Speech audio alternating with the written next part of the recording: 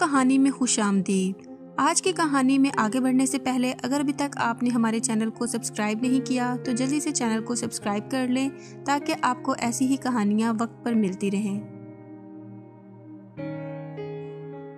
2 हफ्ते पहले एक नई औरत को हमारे यहाँ काम करने के लिए रखा गया जिसका नाम जाहिदा था। मैं पिछले 3 दिन से नोट कर रहा था कि जाहिदा अपने साथ एक नौजवान लड़की जो बेज़ाहिर खूबसूरत और सेहतमंद भी थी उसे लाती और बाहर लॉन में दरख्त के साए में दरख्त के साथ ही बांधकर सफाई करने लगती थी। और जब बाहर वाली सफाई खत्म हो जाती तो उठकर उस नौजवान लड़की को खोलने के बाद पानी वाले नल पर ले जाती और इस नौजवान लड़की के हाथ पैर धोने के बाद फिर अपने हाथ पैर धोती थी और नौजवान लड़की के कपड़े झाड़ने के बाद घर के अंदरूनी हिस्से में आ जाती और बेटी को दरवाजे की अंदर वाली साइड पर बांधकर काम करने लगती। मेरे लिए सबसे ज्यादा हैरत की बात यह थी कि जहां वो औरत इस नौजवान लड़की को बिठाती थी वो वहीं चुपचाप बैठी रहती और अपने आप में मगन रहती। पता नहीं फिर भी क्यों आंटी जाहिदा उसे बांध कर रखती थी। आखिरकार आज मैंने आंटी जाहिदा से उस नौजवान लड़की को बांध कर रखने में छुपी हिकमत के बारे में पूछ लिया, मगर जब आंटी जाहिदा ने मुझे सब कुछ बता दिया तो मेरे रोंगटे खड़े हो गए। मैंने जब आंटी जाहिदा से बात सुनी तब से पछता रहा हूँ कि काश ऐसा सवाल न पूछता।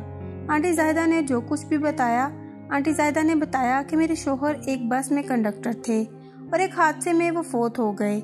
मेरा एक बेटा है जिसका दिमागी तवाज़ुन भी ठीक नहीं और वो जिस्मानी तौर पर भी मजबूर है। मेरी 2 जुड़वा बेटियां हैं। मेरी फैमिली का आपस में बहुत ज्यादा प्यार मोहब्बत था। फिर न जाने किसकी नजर लग गई। मेरे शोहर की वफात के बाद चूंकि बेटा माजूर था लिहाजा कमाने की जिम्मेदारी भी मुझ पर या मेरी बेटियों पर आई थी। मैंने ये जिम्मेदारी उठाई मगर मैं इतना न कमा सकी कि मेरी बेटियां तालीम जारी रख सकती।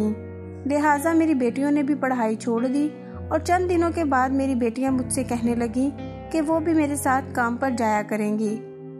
मगर मेरी बेटियां जवान थीं, उनका भाई माजूर था, बाप फौत हो चुका था और मुआशरा दरिंदों से भरा पड़ा है। लिहाजा मैंने बेटियों को समझा लिया कि आप कोई और अच्छी मुलाजमत मिलेगी तो कर लेना, ये काम आपके करने वाला नहीं है। कुछ अर्सा के बाद मेरी एक बेटी एक स्टोर पर काम करने लग गई जबकि दूसरी बेटी घर पर रहती और घर के काम करती थी। चूँकि घर में अब हम दोनों माँ बेटी की कमाई आ रही थी लिहाजा गुजारा भी बहुत अच्छा हो रहा था। मगर तकदीर को हमसे एक और इम्तिहान लेना था। मेरी बेटी जहाँ पर काम करती थी वहाँ किसी वडेरे का एक बिगड़ा हुआ बेटा भी काम करता था जिसका दिल मेरी बेटी पर आ गया था। मेरी बेटी को अपनी हैसियत आबरू का अच्छी तरह अंदाजा था।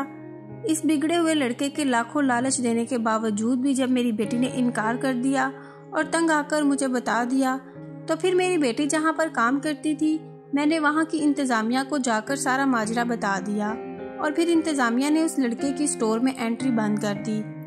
उस लड़के ने गुस्से में आकर रोड क्रॉस करती हुई मेरी बेटी को गाड़ी के साथ कुचलकर मार डाला। मेरी बेटी का मौत का सदमा मुझसे ज्यादा मेरी दूसरी बेटी को हुआ। वो ज़हनी मरीज बन गई और आहिस्ता आहिस्ता हवास भी खो बैठी। मैंने कानूनी कार्रवाई की कोशिश करना चाहिए मगर पुलिस के बकौल गलती मेरी बेटी की थी। लिहाजा अगर मैं कानून से मदद लेती तो मुजरिम ठहरती और मुझे जुर्माने के अलावा सजा भी हो जाती। मैंने डर के मारे हाथ जोड़कर बेटी की लाश ली और मांग तांग कर बेटी के कफन दफन का इंतजाम करके उसे दफना दिया। आंटी बात सुनाकर रोने लगी जबकि हम दोनों को देखकर आंटी की ज़हनी एबनॉर्मल बेटी मुस्कुराने लगी और यकीन करें उसकी मासूम मुस्कुराहट देखकर मैं सिसकियां लेने लगा क्योंकि उसकी मुस्कुराहट में छुपा दर्द ही कुछ ऐसा था कि कोई पत्थर दिल भी देखता तो धाड़े मार मार कर रोने लग जाता। आंटी ने मजीद ये भी बताया कि उनका माजूर बेटा घर में ही रहता है मगर बेटी को वो अपनी नजरों से ओझल नहीं करती। आंटी कहती है मुझे लगता है कि जब मैं अपनी दूसरी बेटी को भी आंखों से दूर करूंगी तो कोई दरिंदा इसकी इज्जत भी तार तार कर देगा और अगर ना कर सका तो दूसरी बेटी की तरह जान से मार देगा और दूसरी बेटी को खोने के बाद भी मैं बेटी के साथ मर नहीं सकूंगी क्योंकि माजूर बेटे के लिए जिंदा रहना मेरी मजबूरी बन जाएगी। लिहाजा जब तक मेरी सांसें चलती हैं तब तक मैं अब कोई और औलाद नहीं खोने दे सकती।